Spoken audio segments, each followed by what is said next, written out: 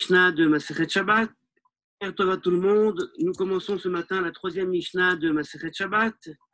Je vous rappelle que la première Mishnah s'intéressait donc aux modalités de rentrer et sortir un objet pendant Shabbat. Et on avait évidemment posé la question de la place de la Mishnah, parce que pourquoi commencer le traiter par une Mishnah qui parle de ça? Mais bon, on a eu quelques réponses. La deuxième Mishnah qu'on a étudiée hier, d'ailleurs à propos de laquelle j'aurais pas mal de choses à rajouter, en fait nous parle des actions à faire et ne pas faire avant Mincha, mais même pendant la semaine, pas uniquement pendant la veille de Shabbat. Donc en fait, on nous parle des actions à ne pas faire avant Mincha. Et c'est donc séparé en trois catégories de personnes, on l'avait vu. Et la Mishnah de ce matin commence pour sa part un autre sujet qui, encore une fois, nous étonne, mais on va devoir trouver le fil conducteur de tous ces sujets. Alors, lisons notre Mishnah. Lo yetze achayat b'machato samuch lachashecha, shema yishkach veyetze.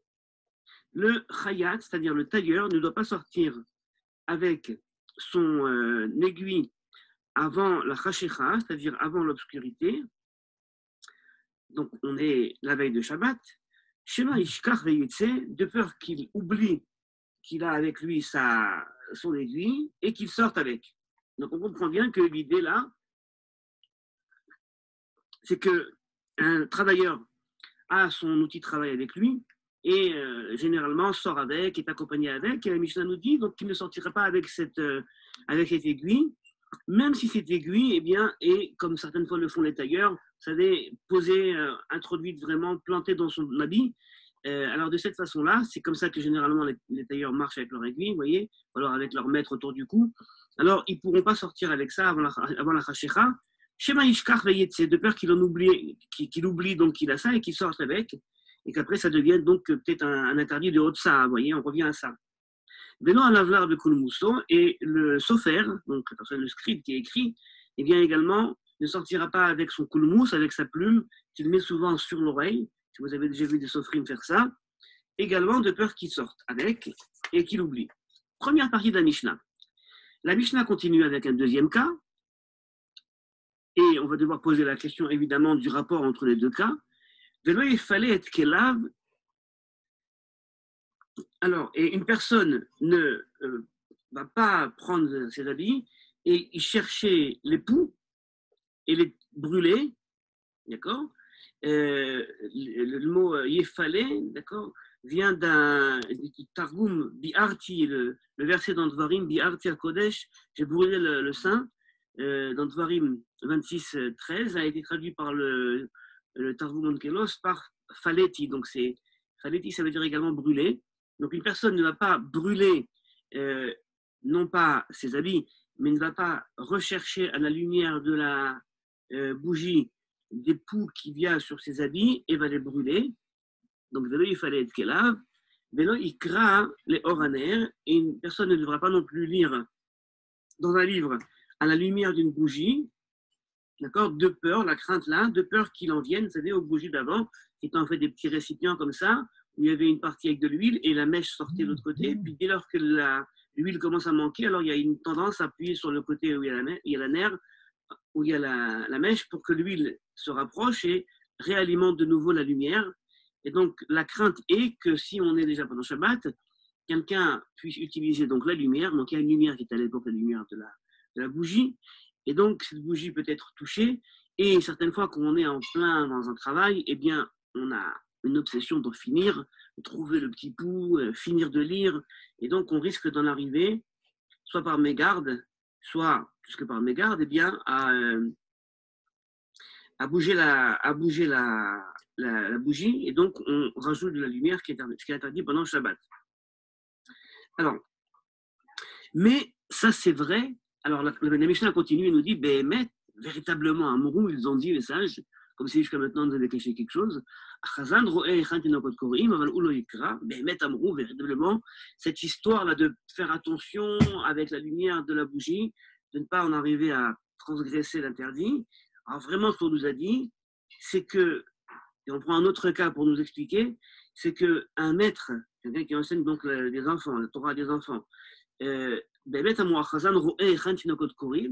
maître, lui, eh bien, peut regarder où les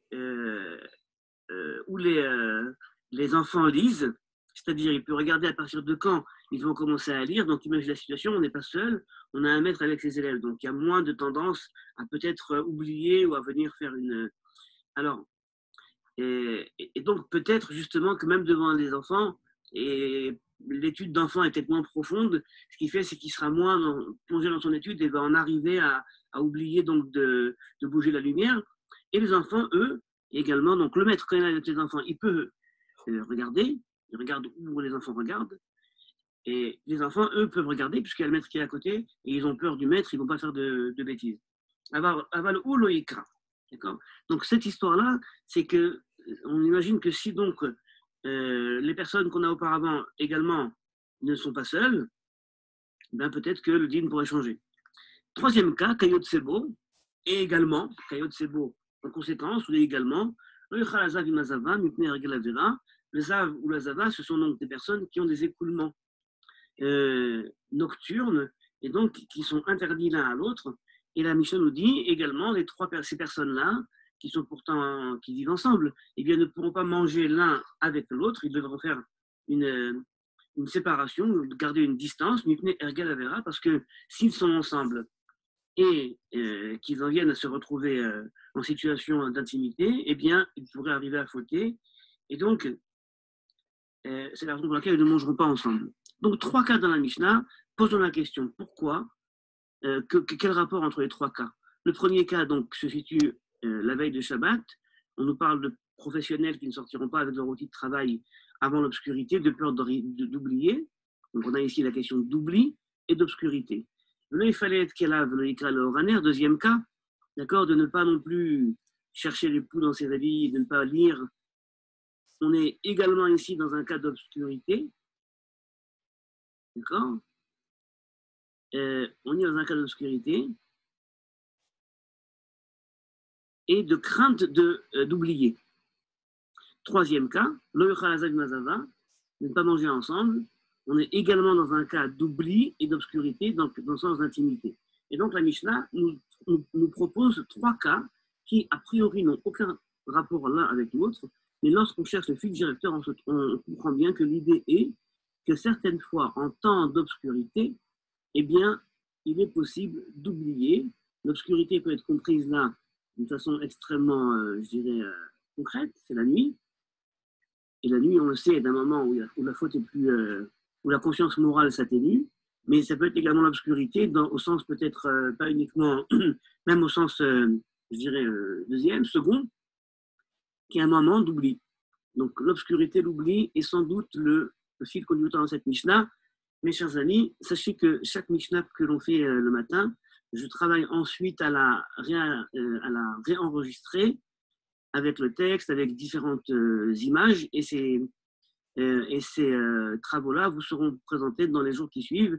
Et donc, vous aurez à la fois la Mishnah qu'on a étudiée, mais vous aurez également le condensé, et peut-être même une façon différente d'apprendre à étudier la Mishnah.